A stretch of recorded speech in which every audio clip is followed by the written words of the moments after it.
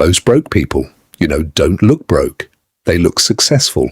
Nice car, nice house, nice clothes, nice phone, nice everything. And every single one of those nice things is quietly draining the one resource that could have actually made them free. This is not about judging how people spend their money. This is about showing you exactly how the appearance of success became the most expensive thing most people ever bought, and why the people who actually have money almost never look the way you think they do. Meet Marcus and Kevin, same neighborhood, same income, same age. From the outside, Marcus looks like the successful one. New car every 3 years, designer clothes, dinners at the right restaurants, vacations posted on social media, the kind of life that makes people assume he is doing very well. Kevin looks ordinary, drives a paid-off car that is 7 years old, lives in a modest house, rarely posts about his lifestyle because there is not much to post. At 50, Marcus has a savings account with about $8,000 and a retirement account he rarely contributes to. His monthly expenses are structured around 2 car payments, a large mortgage, and a lifestyle that requires every dollar he earns to maintain. Kevin at 50 has no consumer debt. His house is nearly paid off. His investment portfolio has been quietly growing for 20 years. He has enough passive income from a small rental property to cover a third of his monthly expenses. Marcus looks wealthy. Kevin is wealthy.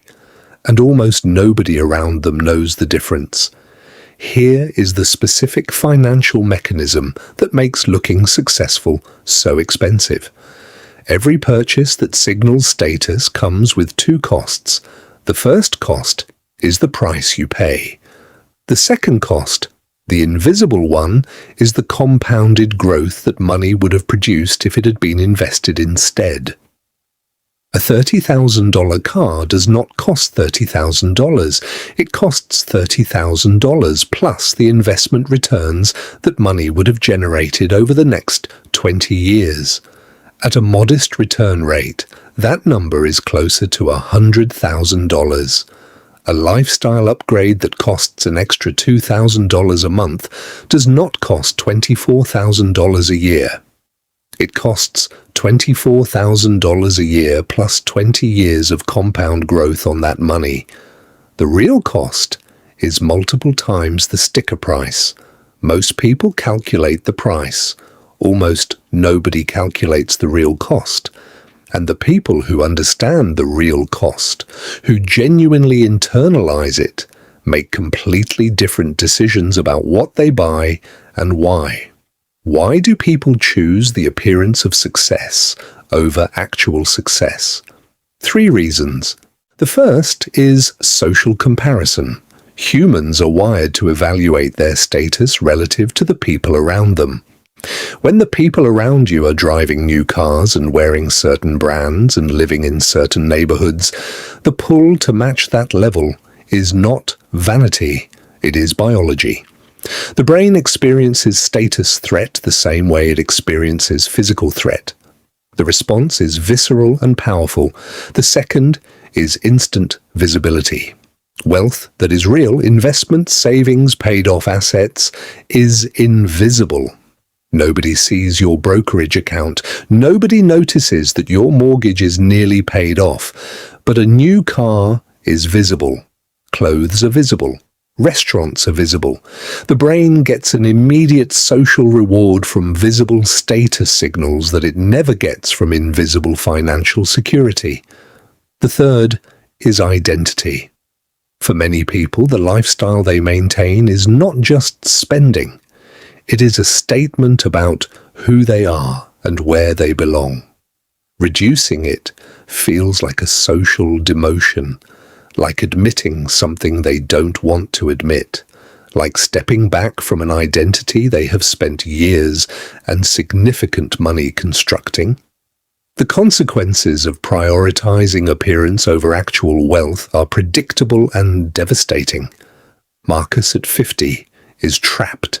His income is good. His lifestyle requires all of it. He cannot reduce his expenses without dismantling the identity he has spent 2 decades building. He cannot stop working without everything collapsing. He has built a life that looks like success and functions like a prison. Kevin at 50 has options. He could work less. He could take risks. He could change careers. The financial foundation he built invisibly, unglamorously, without social media documentation, has given him something Marcus doesn't have: choice. Real wealth is not what you show. It is what gives you options when things change, and things always change. Here is the hidden truth that the appearance economy never advertises. The wealthiest people in most rooms are almost never the most visibly successful ones. The research on this is consistent and surprising. Studies of high net worth individuals consistently show that the majority drive modest cars, live in houses below what they could afford, and spend significantly less on visible status symbols than their income would suggest. They are not cheap. They are strategic. They understood early, or learned the hard way, that every dollar spent on appearance is a dollar that cannot compound. And compounding, given enough time, is the most powerful force in personal finance. The people who look the wealthiest are often the most financially fragile. The people who look ordinary are often the most financially free. The appearance of success and actual success are frequently opposites. So, what can you actually do with this? First, calculate the real cost of your status expenses. Not the price, the real cost. What that money would be worth in 20 years if invested instead. Do this for your car. Do this for your housing upgrade. Do this for the lifestyle inflation that happened every time your income rose.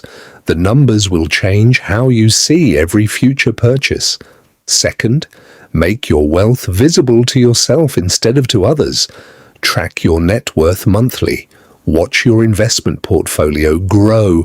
Create a financial dashboard that gives you the same dopamine hit that a new car gives someone else, except this one reflects something real. Third, find one status expense you can eliminate or reduce without it actually affecting your life. Not a hardship. Just one thing you bought for signal rather than for substance.